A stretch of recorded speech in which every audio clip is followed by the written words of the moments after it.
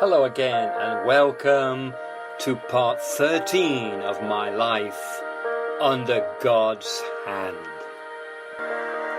I'm learning when you bring the gospel to Chinese people, you have to understand some of the culture. Chinese people are too polite, too kind to refuse anything you give them.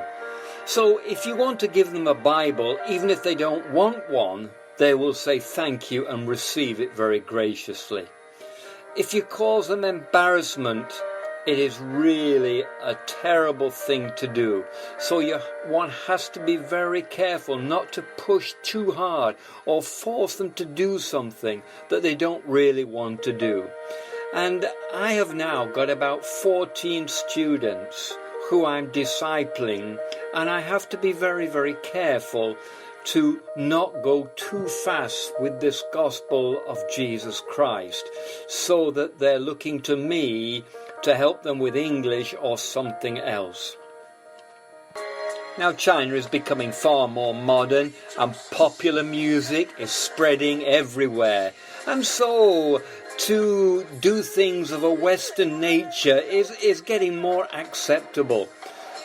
I have a friend in Canada, and he was supporting our ministry very nicely, and he realized that my students, as I told him, were from very poor areas of the province where I was working. Very, very poor indeed. And they've never been on a plane, they've never been out of their province in their whole life. So we're looking at people who are relatively uneducated about the world and its system, and have learnt to manage with very little. But my friend from Canada wanted to bless them, and he said, I have some money, would you give these students some money so you can bless them in the holiday, so they can buy a book, so they can enjoy themselves? Of course, I was very thankful for that, and I wondered how I was going to do it. And it came on the last night that we had a meeting. We have to have them very cautiously. I'm remembering what William Morrison, the famous missionary, once said. Morrison, at high cost, hired a fearless Chinese teacher. This teacher carried poison and was prepared to commit suicide upon discovery in order to avoid being tortured. To protect him, Morrison took lessons at night. You see, at night, that's the thing. That's what we were doing. That's what I was learning. You have to do things at night because the authorities just don't like what you're doing. So it has to be. So we had this meeting at night. Oh, it was a marvelous meeting. And I'd sorted it all out. I divided the money up. I was going to give it to them as we went out of the meeting late at night, 9 o'clock. And just before that, I thought, they're going to be very embarrassed. They'll refuse it. Chinese people refuse until about the 5th time. But you know what the Lord did. Hey, what did the Lord do? The lights went out. There was a power cut. Of course, there were frequent ones at that time. But just at the time I was giving them money, the lights went out. So it saved them any embarrassment. And I just put it in their hand. They didn't know what had happened. And off they went. Oh, the grace of God. The grace. On another occasion, I took 15 of them. They all wanted to go. We found a church in the city. They wanted to go. And it was a huge church, been built quite a long time ago, and they were renovating it. We were late, and there were rows and rows of pews and pillars and columns and whatnot, and it was full. We are 12 students, 13, and in we go. They must have looked at us with me leading the way. And there was only one pew that was completely empty where we could go. Why was that? Well, because it must about 2 feet in front of it was a trench, no rail or balustrade to stop us falling in, and it was about 10 feet deep, and it was about 6 feet wide. No wonder why nobody wanted to go in this particular row. This was because probably they were making new foundations in the church for something, a bigger church, I don't know. But we filed in very cautiously, and we stood up, and we began to sing. and we were very mindful that if we made a false move in that dirty pit, we would fall.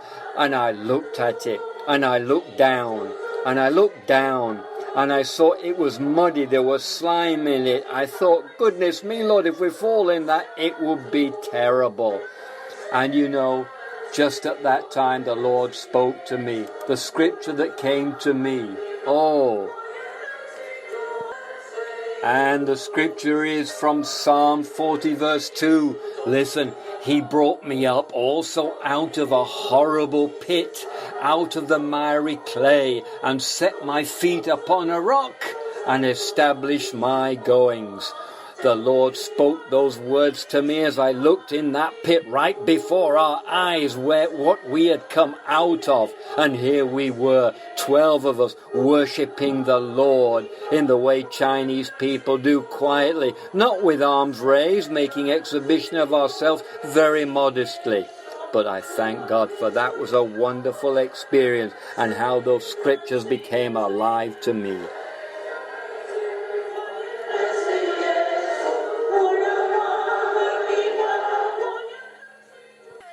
There were many times in the school holidays when I had a chance to go to Hong Kong, and one particular time in the summer holidays, a friend suggested we go to Macau, which then of course was owned by Portugal.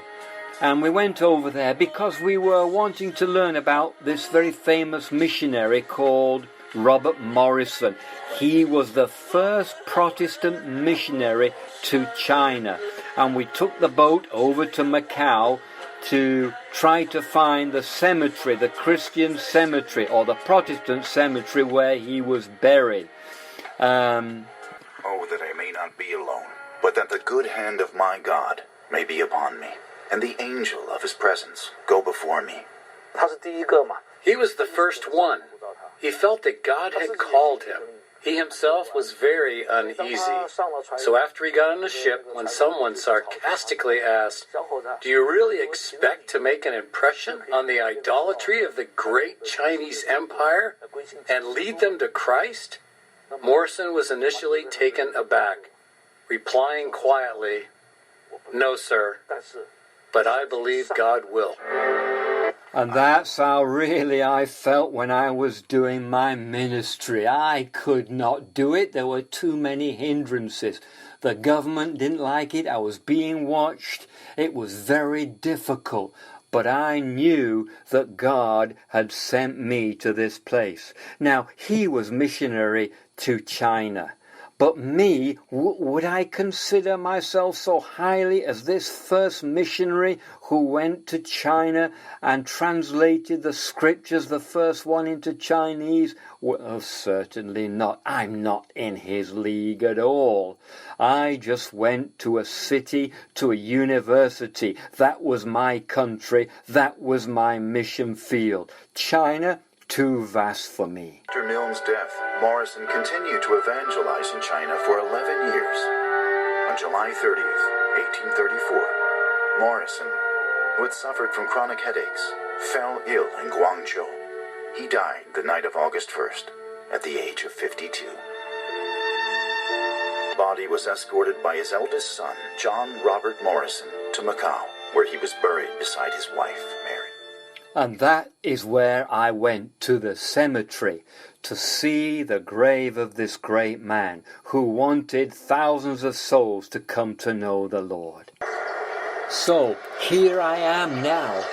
These are the sounds of the graveyard, the cemetery, the tombs where William Morrison was buried. This is the sound. And I got on his tomb. I saw it. And do you know what was written on it? Oh, the words of encouragement. So, what was written on it? Hey, Revelation 14:13.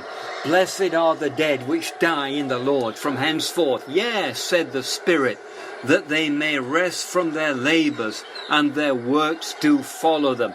This was the scripture written on William Morris's tombstone. You know, today, Today, we get people writing about reunited at last, just words not from the Bible, no faith.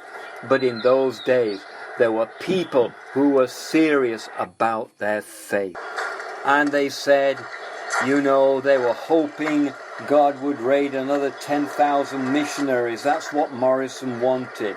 So I stood up on that tomb. There was nobody else there, of course. I stood up and I lifted up my hands to heaven and I prayed, oh my God, send forth me and thousands more people with the same spirit as William Morrison, that they might go and preach this gospel of God into this country. And of course we know today that is exactly what the Lord has done.